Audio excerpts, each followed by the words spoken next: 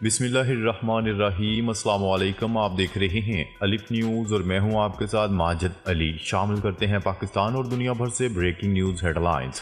رات گئے ایران نے شمالی عراق میں واقع امریکی فوجی اڈے اربل پر میزائل داغ دیے۔ پہلی بار ایران نے بیلسٹک میزائل امریکی فوجی اڈے پر داغا ہے۔ ایران کی جانب سے داغے گئے میزائل سے اسرائیلی خفیہ ایجنسی موساد کا ہیڈ کوارٹر تباہ۔ نیوز رپورٹ کے مطابق ایران نے تاریخ میں پہلی بار 1200 کلومیٹر تک کی رینج تک طویل فاصلے تک مار کرنے والے میزائل کا استعمال کیا، جو ایران کے جنوبی علاقے سے داغا گیا اور عراق کے کردستان صوبے میں واقع اسرائیلی خفیہ ایجنسی موساد کے ہیڈ کوارٹر پر جا لگا۔ ایران کا کہنا ہے کہ اس کی فوج نے عراق میں اسرائیل کے جاسوس ہیڈ کوارٹر، امریکی قونصل خانے اور کرد جنگجوؤں کے اجتماع کو بیلسٹک میزائل حملوں میں نشانہ بنایا ہے، جبکہ شام میں داعش کے ٹھکانوں پر بھی حملے کیے گئے۔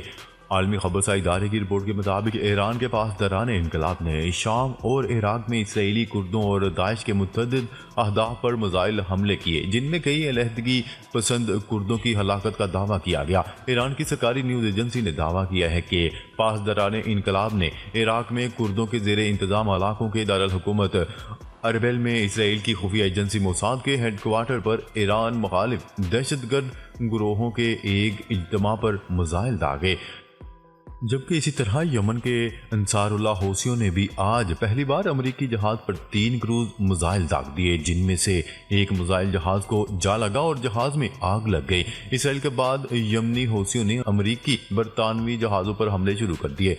دوسری خبر کے مطابق اسرائیلی فوجیں غزہ سے بھاگ نکلیں۔ اسرائیلی فوجی بریگیڈ 36 کو غزہ سے واپس بلا لیا گیا۔ اس بریگیڈ کے ماتحت گولانی فوجی یونٹ بھی تھا۔ اب غزہ میں صرف 3 فوجی بریگیڈ رہ چکے ہیں۔ اسرائیل غزہ سے 50,000 سے زائد فوجیں نکال چکا ہے۔ اس پر امریکی وال اسٹریٹ جرنل کی بھی ایک رپورٹ سامنے آ گئی۔ رپورٹ کے مطابق چین، روس، امریکہ کے اسرائیل کے ہاتھوں فوجی سازوسامان کو تباہ ہوتا دیکھ کر خوش ہے۔ اسرائیل کی حمایت کرنے پر عالمی سطح پر امریکہ کے خلاف بڑھنے والی نفرت پر بھی روس، چین خوش ہیں۔ خبر کے اگلے حصے میں بات کرتے ہیں۔ مشرق وسطیٰ میں کشیدگی بڑھتی جا رہی ہے، جس کے تناظر میں امریکہ نے شام اور عراق میں مزید 1500 فوجی بھیج دیے۔ امریکی آؤٹ لیٹ CBS نیوز کی ایک رپورٹ میں دکھایا گیا ہے کہ new Jersey army national guard کے فوجیوں کو ان کی تعیناتی سے قبل نیو جرسی ریاست کے گورنر نے ان کو اعزاز دیا۔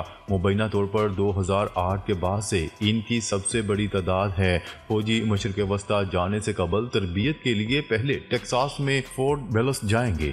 یہ اس وقت ہو رہا ہے جب عراق اور شام میں امریکہ کی مخالف افواج غزہ میں جنگ کے آغاز کے بعد سے کم از کم 130 بار امریکی اڈوں کو نشانہ بنا چکی ہے۔ شام کی حکومت امریکی افواج کو ایک قابض قوت سمجھتی ہے اور عراق کی وزیر اعظم نے گزشتہ ہفتے کہا تھا کہ وہ امریکی افواج کا جلد انخلا چاہتے ہیں۔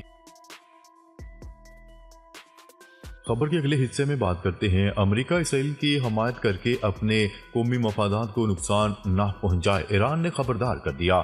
ایران کے وزیر خارجہ نے خبردار کرتے ہوئے کہا ہے کہ امریکہ غزہ میں اسرائیل کے جنگی جرائم کی حمایت کر کے اپنی سلامتی اور قومی مفادات کو نقصان نہ پہنچائے۔ غیر ملکی خبرساں ایجنسی کی رپورٹ کے مطابق ایران کے وزیر خارجہ حسین امیر کا کہنا تھا کہ امریکہ غزہ میں اسرائیل کے جنگی جرائم کی حمایت کرتے ہوئے کسی سے صبر اور تحمل کرنے کا مظاہرہ کرنے کا مطالبہ نہیں کر سکتا۔ انہوں نے مطالبہ کیا ہے کہ عالمی قوتیں غزہ جنگ کا سفارتی حل نکالیں۔ اگر امریکہ غزہ میں اسرائیل کی حمایت بند نہیں کرتا تو بحیرہ احمر میں اس کے اور اسرائیل کے تجارتی جہازوں پر حملوں کا سلسلہ بھی نہیں رکے گا۔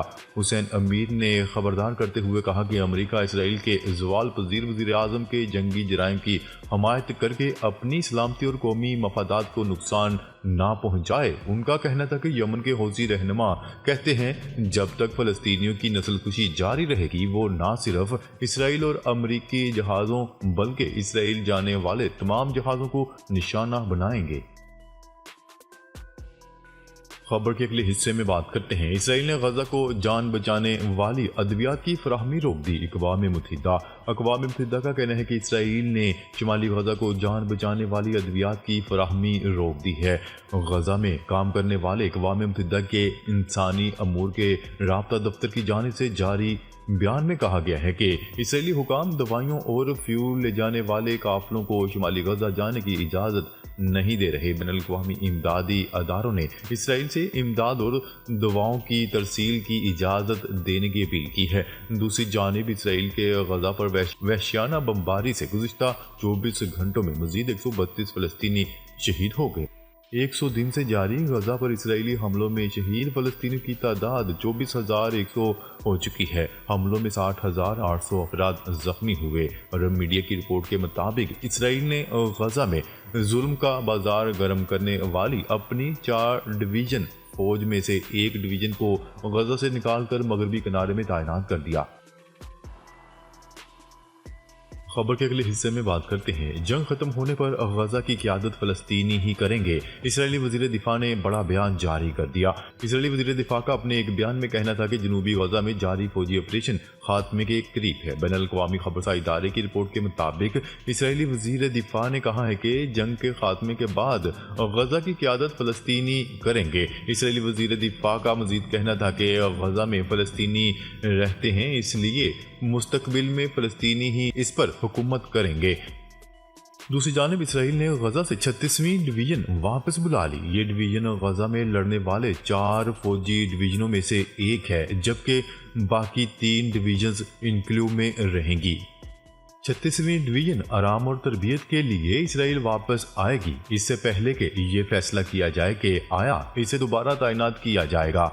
इस डिवीज़न ने इसराइल गजा में काम किया और जो इसराइल की शदीद तरीन बमबारी का मंजर है, जहां हज़ारों फ़लस्तीनी शहीद हुए हैं। इसराइली ज़राए अबलाग ने डिवीज़न में इसराइली फ़ौजियों के इनखला का जश्न मनाते हुए एक वीडियो भी शेयर की है।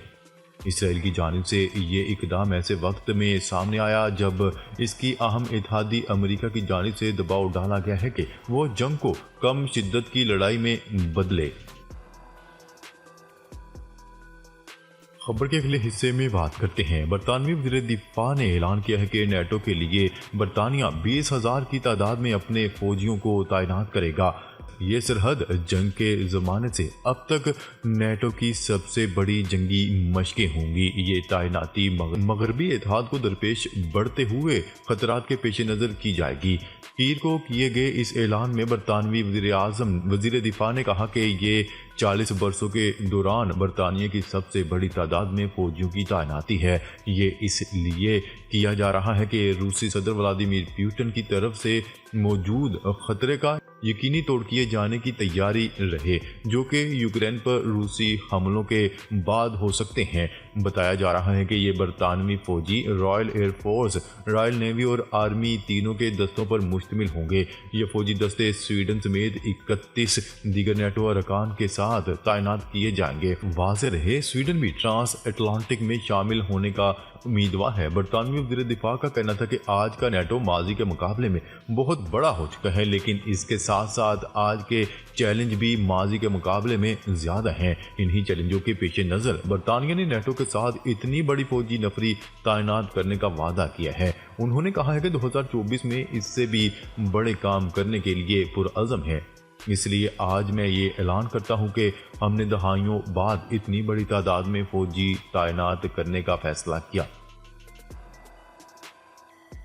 खबर के अगले हिस्से में बात करते हैं। पाक अफगान सरहद तोरखम से पाकिस्तान में दाखिले के लिए तजारती गाड़ियों के ड्राइवर्स के लिए भी वीज़ा लाजमी करार दे दिया गया। हुकूमत पाकिस्तान की जानिब से ऐलान के बाद पासपोर्ट और वीज़े के जरिए मुसाफिर और तजारती काफिलों को आमदोरफ्त की इजाज़त है। इस सिलसिले में तोरखम बॉर्डर पर कानूनी तरीके से दो तरफा आमदोरफ्त के लिए खुसूसी इक़दाम किए जा रहे हैं। तोरखम बॉर्डर पर दोनों ममालिक के हुकाम ने गुज़िश्ता दिनों मुलाकात में कानूनी तौर पर आमदोरफ्त के लिए सफरी दस्तावेज़ात पर मीटिंग की और इस बात पर इत्तफाक किया कि दोनों ममालिक से आमदोरफ्त के लिए पासपोर्ट और वीज़ा होने चाहिए। इन अहम इक़दाम का मकसद कानूनी तौर पर तजारत को मुस्तहकम करना, सिक्योरिटी में बेहतरी और स्मगलिंग की रोकथाम اقدام ہے۔ دونوں ممالک کی جانب سے قانونی دستاویزات کے اعلان کے بعد تاجر اور ٹرک ڈرائیورز نے ان اقدامات کا خیر مقدم کیا۔ ڈرائیورز کا کہنا تھا کہ اس سے دونوں ممالک کو فائدہ ہوگا اور تاجروں کو بھی فائدہ ہوگا۔